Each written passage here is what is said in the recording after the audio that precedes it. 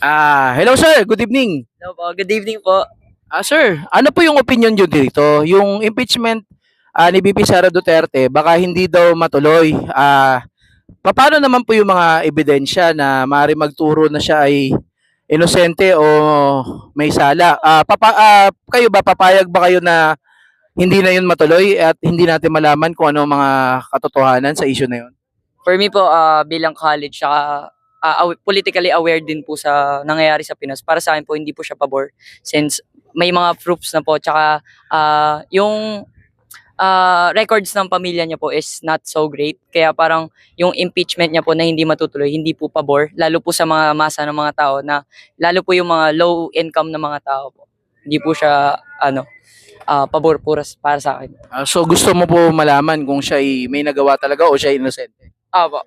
Para kung inosente po, edi mas okay po if may proofs. Pero para sa akin po talaga dapat po siya ma-impeach since wala po siyang nadudulot na maganda. Hmm.